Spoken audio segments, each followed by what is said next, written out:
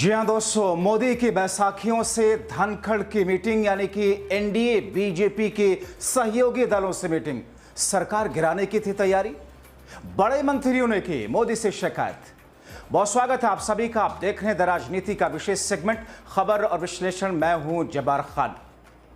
दोस्तों, बीते 24 घंटों में आखिर वो कौन से बिंदु निकल करके बाहर आ रहे हैं जिसके बुनियाद पर यह कहा जा रहा है कि मोदी सरकार को कमजोर करने की बड़े स्तर पर कोशिश की गई।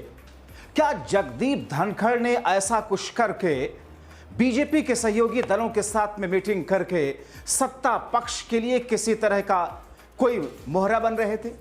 क्या जगदीप धनखड़ ने जिस अंदाज में मोदी की सबसे मजबूत बैसाखियों से भी मिलने की कोशिश की और केजरीवाल के साथ में एक महत्वपूर्ण बैठक की, उसका नतीजा क्या निकला? दोस्तों, कौन से वो मंत्री हैं जिन्होंने मोदी से धनखड़ की शिकायत की?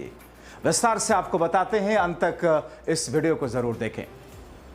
दोस्तों, 21 जुलाई से लेकर के अब तक यानी कि बीते 4-5 दिनों के बीच आपने अलग अलग प्लेटफॉर्म पर, मिनिस्ट्री मीडिया से लेकर के सोशल और डिजिटल मीडिया के प्लेटफॉर्म पर अलग अलग कारण, अलग अलग रीजंस, वजहें, तुक्के, अटकलें, बहुत कुछ सुन रहे हैं और जाहिर तौर पर उनमें से ज्यादातर सूत्रों के हिसाब से खबरें सामने आ रही हैं। मगर इस बीच में दोस्तों, एक जो नई खबर आ रही है, एक जो चौंकाने वाली खबर आ रही है, उसकी वजह से हर कोई हिलता हुआ दिख रहा है। आखिर जगदीप धनखड़ बीते 8 महीनों से ऐसा क्या कुछ कर रहे थे राष्ट्रपति एन्क्लेव में बैठ करके उपराष्ट्रपति के सरकारी बंगले में, जिसकी वजह से मोदी और शाह की चिंताएं बढ़ गई? दोस्तों, सिलसिलेवार तरीके से बताते हैं। सबसे पहले एक मीटिंग का जिक्र आपके सामने। आपने देखा होगा बीते दिनों में किस तौर पर दिल्ली के पूर्व मुख्यमंत्री और आम आदमी पार्टी के संयोजक अरविंद केजरीवाल के साथ में जगदीप धनखड़ की एक मुलाकात हुई। उस मुलाकात को लेकर के काफी कुछ कहा गया, सोशल डिजिटल प्लेटफॉर्म पर मीम्स तक बने। मगर दोस्तों, जो अंदर की खबरें निकल रही हैं, मैंने जिस पर पता करने की कोशिश की, जाहिर तौर पर आम आदमी पार्टी अरविंद केजरीवाल के नजदीकी, चूंकि अब वो मुख्यमंत्री तो रहे नहीं, उनकी पार्टी अर्श से फर्श की तरफ इन दिनों गिरते हुए जा रही है। और अगर पंजाब हार गए तो फिर ऐसा भी हो सकता है कि आम आदमी पार्टी पूर्ण रूप से खत्म ही हो जाए। मगर दोस्तों, जो खबरें निकली वो ये कि जगदीप धनखड़ ने अरविंद केजरीवाल को यह सजेस्ट किया कि अब आपकी पार्टी मुश्किल में है, आप मुख्यमंत्री है नहीं, आप राज्यसभा में आ जाइए। विपक्षी दल लोकसभा और राज्यसभा में अपने स्तर पर चीजों को बेहतर करने की कोशिश तो कर रहे हैं।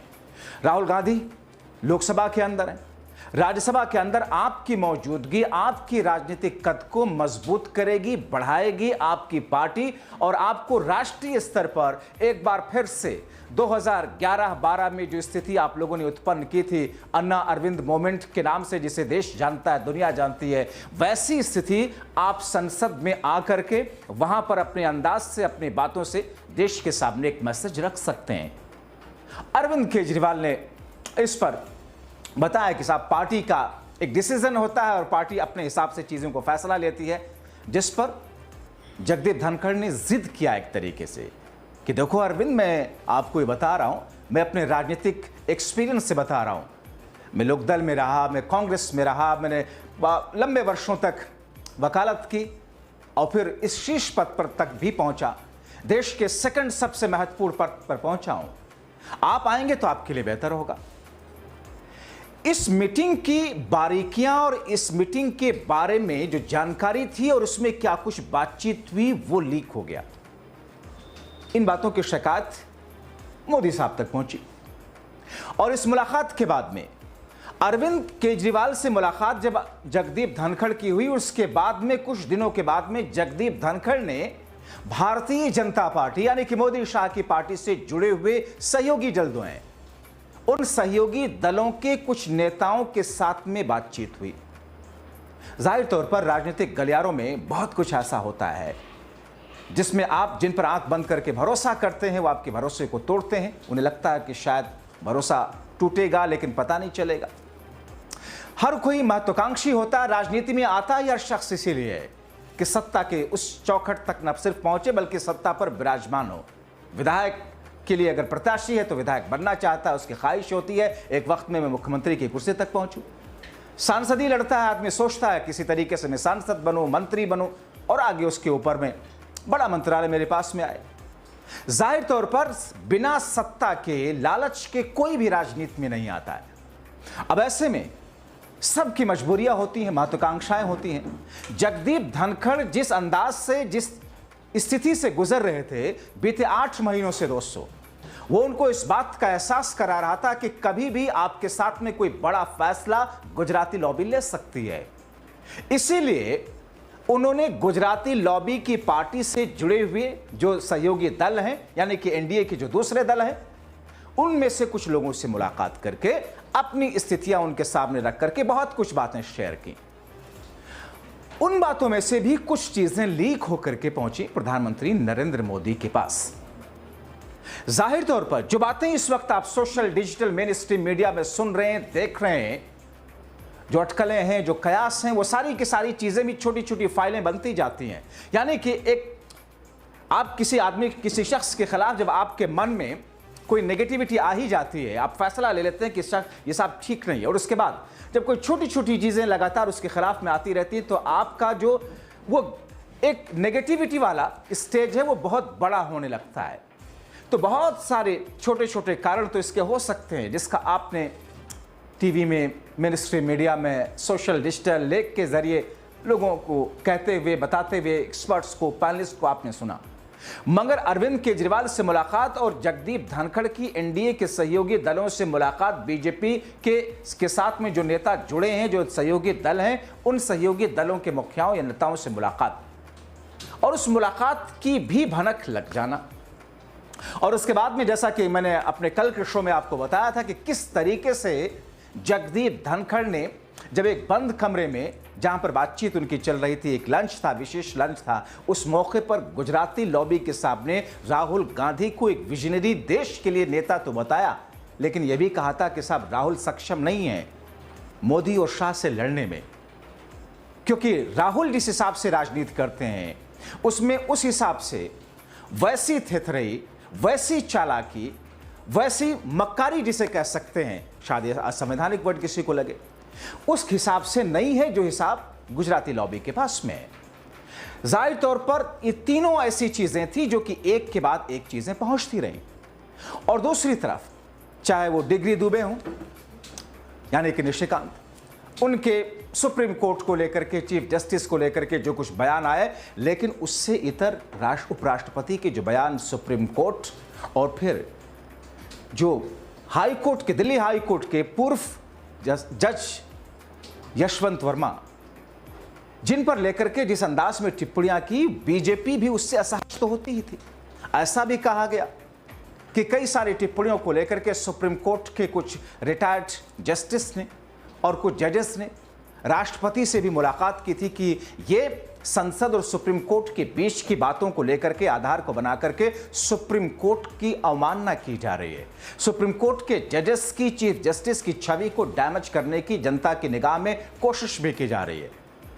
और यशवंत वर्मा को लेकर के, जिनके उस पूरे कांड को लेकर के एक रहस्यमय अंदाज में बहुत सारे लोग, उसका जो सिरा है, उसका जो लिंक है, वो कहीं ना कहीं सत्ता पक्ष से किसी न किसी और छोर किनारे को जोड़ते हुए दिखाते हैं। तो ऐसी स्थिति में बहुत सारी ऐसी स्थितियां थी दोस्तों जिसको लेकर के नाराजगी इस तरफ तो बहुत पहले से चली आ रही थी। और वो भी जब ये लगे कि साहब हमने फलाने शख्स पर इतना एहसान किया, उसकी उम्मीदों से आगे बढ़कर के उसको वो चीजें दी, और वही शख्स किस अंदाज में इस वक्त स्थितियां उत्पन्न कर रहा है।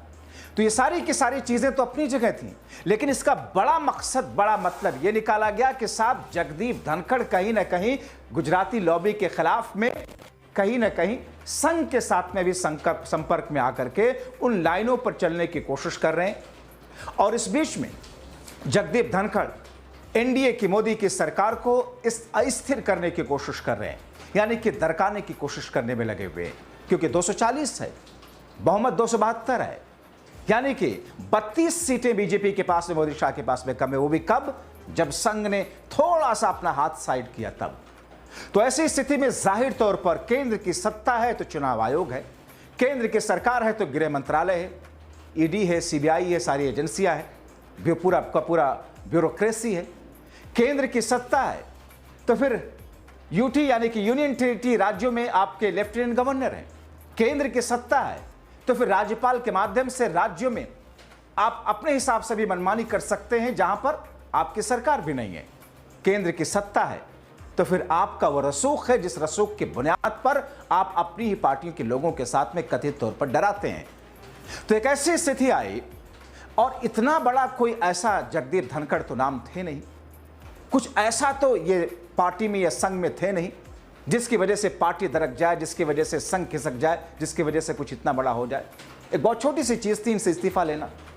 या फिर नैतिकता के आधार पर अगर मैं कहूं पर्सनली, जगदीप धनखड़ के साथ में जो कुछ हुआ उस पर लोग सवाल हम भी उठा रहे हैं, लोग भी उठा रहे हैं, विपक्ष भी। वो विपक्ष आज उनके साथ में एक तरीके से शाब्दिक अंदाज में खड़ा होता हुआ दिख रहा है, लेकिन सहानुभूति किसी को नहीं होगी जगदीप धनखड़ जैसे लोगों के साथ भी, क्योंकि जगदीप धनखड़ जैसे लोग संवैधानिक पद पर रह करके सत्ता के चाटुकार बन करके जिस अंदाज में उन्होंने जो कुछ किया, संवैधानिक पद की गरिमा को तार-तारी नहीं किया। लोकतांत्रिक देश के अंदर संवैधानिक पद को कमजोर करने का काम किया है, लोगों के विश्वास को कमजोर करने का काम किया है, लोकतंत्र को कमजोर करने का काम किया है। इसलिए सवाल तो लोग तरीके पर उठा रहे हैं कि अचानक ऐसा क्या हुआ, जवाब दे सरकार। विपक्ष भी कह रहा, लेकिन इनको किसी से सिंपैथी नहीं हो सकती है और ऐसे लोगों के साथ में सिंपैथी होनी भी नहीं चाहिए, क्योंकि जब वो जिस पद पर हो और उस पद की जड़ें खोदने लग जाएं, उस पद के साथ में जाति ही नहीं बल्कि उस पद के साथ जाति नहीं, देश की जनता के साथ जाति करने लग जाए, ऐसी स्थिति में इनके साथ ये होना बहुत स्वाभाविक था। और जाहिर तौर पर जब गुजराती लॉबी को लगेगा कि उनकी सरकार को दरकाने की कोशिश की जा रही है तो हश्र ही होना था। आप क्या सोचते हैं? अपनी राय कमेंट बॉक्स में जरूर लिखें। अभी के लिए इतना ही। आप सभी का अंत तक वीडियो देखने के लिए बहुत शुक्रिया।